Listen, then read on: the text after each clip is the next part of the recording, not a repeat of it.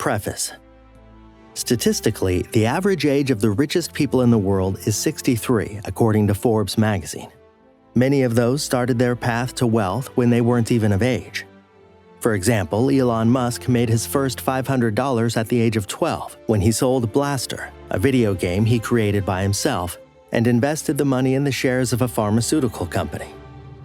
Bill Gates wasn't much older, only 17 when he created the Traf-O-Data computer with his friend Paul Allen. 3 years later, the two friends founded Microsoft. In this video, you're going to learn about a man who started his journey at 52. A man who made an empire. A man included in the top 100 most influential people of the 20th century by Time magazine. Raymond Albert Kroc. The man behind the success of the McDonald's restaurant chain. The man who scraped gum in his own restaurant managed to make a fortune of $500 million.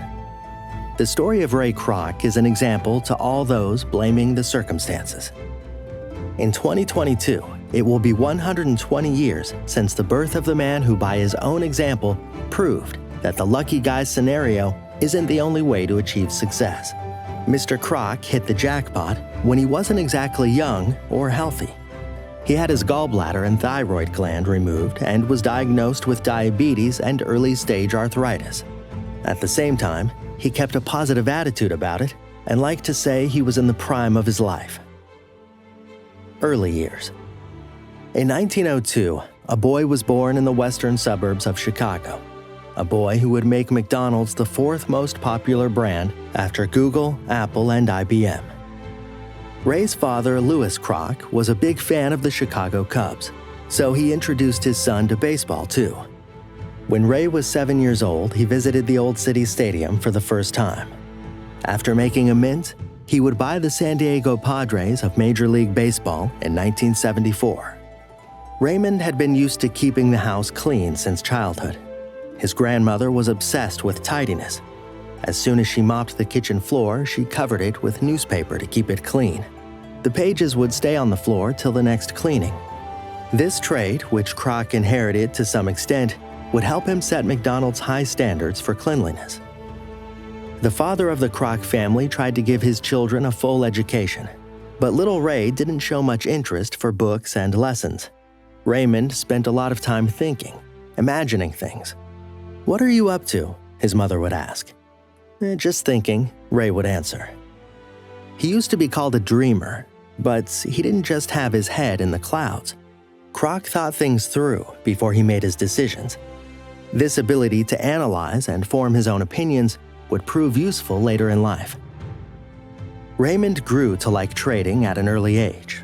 As a schoolboy, he used to help his uncle around the drugstore where he sold soft drinks. There, the boy soon realized the power of his smile that he could use to persuade a customer coming for a cup of coffee into buying some ice cream too. World War I. At 1917, the world enters World War I. At 15 years old, Kroc lies about his age in order to enlist in the army, despite his parents trying to talk him out of it. He joins the Red Cross as an ambulance driver and gets sent to Connecticut for training. There, Ray meets a fellow trainee who also lied about his age, 16-year-old Walt Disney. After Disney's death, Kroc will tell stories about Walt always drawing while others were hitting on girls. Now, hardly any of those girls are alive, while this cartoon will live for centuries. The warring nations make pace, and before he could reach the theater of operations, Ray comes back to Chicago. Young Ray was a big heartbreaker, but at some point, he did find his true love. The girl's name was Ethel Fleming, and her parents gave Ray permission to marry her on condition that the young man found a decent job. Kroc started selling paper cups, and in 1922, the couple got married. In 1939, Ray registers his own company, Malta Mixer, that will be selling mixers. After the U.S. enters World War II, Kroc's company is pushed to the verge of bankruptcy.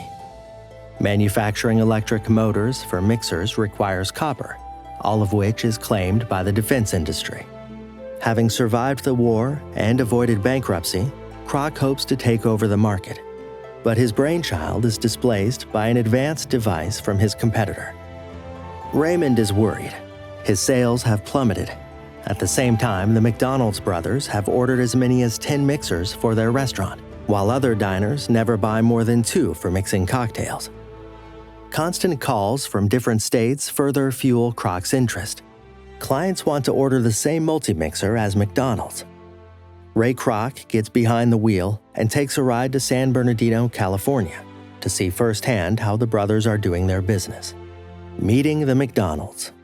The McDonald's drive-in restaurant made quite an impression on Kroc. Always fussy about cleanliness, he doesn't see any mess or flies there. While waiting in line, he grumbles. Never has he had to wait in line for a hamburger, but the customers won't stop talking up the quick-service restaurant. And indeed, the salesman hasn't seen anything like that anywhere in the country. Orders are filled in 15 seconds. Mr. Multi-Mixer, as the brothers have affectionately nicknamed Ray, gets a warm reception from Mac and Dick. A third of their clients buy cocktails mixed with his device. The brothers tell him that since they opened the restaurant 8 years ago, they have completely turned the place around. They've downsized and reduced their menu to 9 dishes. It allowed them to turn the kitchen into a conveyor belt where employees perform the simplest functions. Children like to gather around the huge windows to watch the staff bustle around the kitchen. And where children come, their parents follow. Married couples become the target audience of McDonald's, and the fact there are no waitresses giving furtive looks to the husbands further contributes to this image. Mr. Multi-Mixer picks up on every competitive edge the newly created system has got. Clean rooms, quick service, attraction of families. He tells the brothers that their business has great prospects for a franchise. But the McDonald's never planned to go global. They've got enough on their hands as it is. And that's when Ray offers his services. He couldn't miss the chance of his life, so he convinces Dick and Mac to make him their franchise agent and sell him the license rights for McDonald's. The brothers set a price of $15,000 for the right to clone their restaurants across the country. Banks rejected Kroc's loan applications, so he takes a mortgage on his house. What kept him going? The answer can be found in one of the rules that Ray always followed.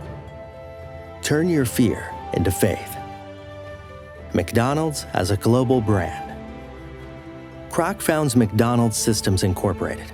At the time, dozens of businessmen opened fast food franchises. Owners of all large restaurants used to sell licenses. But what helped McDonald's rise to the national level and beyond? Ray didn't invent fast food. He was selling it. Nor did he invent franchising. He took it to the next level. Kroc's approach to franchising was every bit as revolutionary as the brothers' approach to food.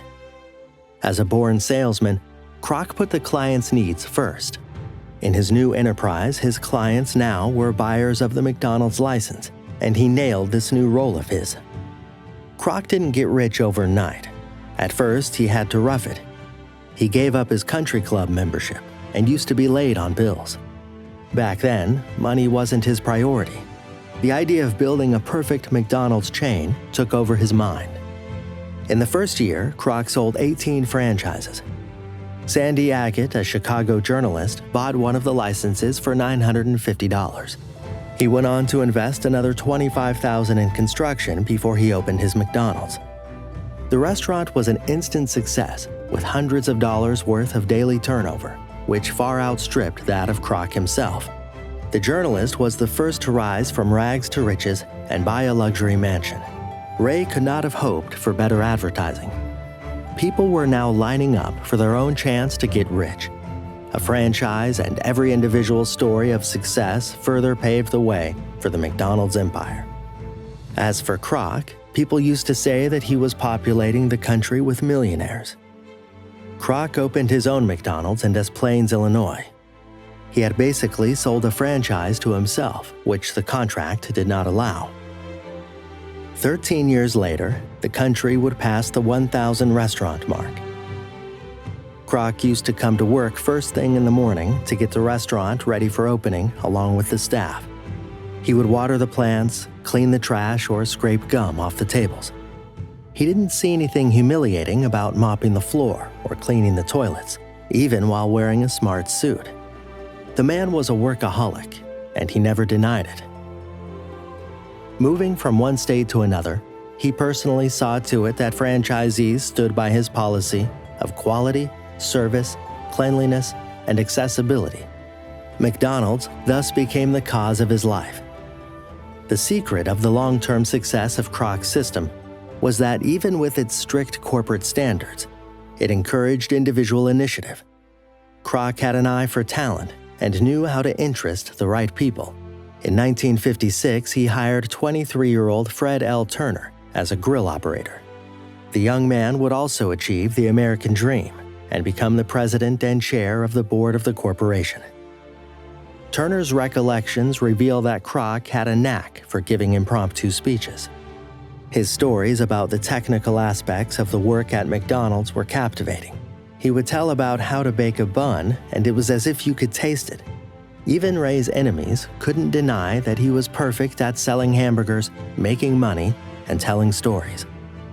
In 1961, brothers Dick and Mac agreed to sell the company to Kroc for $2.7 million, calculated so as to ensure each brother received $1 million after taxes. He didn't have enough money because the banks denied him a loan since they didn't take the fast food restaurant chain seriously. Kroc was saved by the acumen of his accountant, Richard Boylan, who listed the leased property as the company's assets and included the projected increase in property prices in the revenue. Boylan's scheme thus increased the revenue of the company by 4 times. Later, the accountant would explain that he never hid any facts. He simply tucked them away in the notes. Of course, people never read the notes. In the mid-20th century, there was a commercial aired on TV. For the first time, it showed Ronald McDonald, a clown that would win the hearts of American kids and become their second favorite character after Santa Claus. Later still, McDonald's became the first restaurant chain to open a corporate university, the one-of-a-kind Hamburger University in Illinois, where the company's standards and modern management are taught. Today, there are 7 universities like this. In 1984, Ray Kroc died of heart failure in San Diego. His estimated net worth was $500 million, and his company had sold 50 billion burgers. Ray's financial empire was inherited by Joan Kroc, his daughter from his first marriage. Joan earned the title of the most generous woman in the United States. After her death, charitable foundations received almost $2 billion in donations. The success story of Ray Kroc inspired the British rock musician Mark Knopfler to write his song Boom Like That, where he mentions the Kroc style. So what is this style? Ray set the standards for fast food restaurants that today we take for granted. High quality, easy access, quick and friendly service, and cleanliness. Kroc's style is about customer care, seasoned with hard work.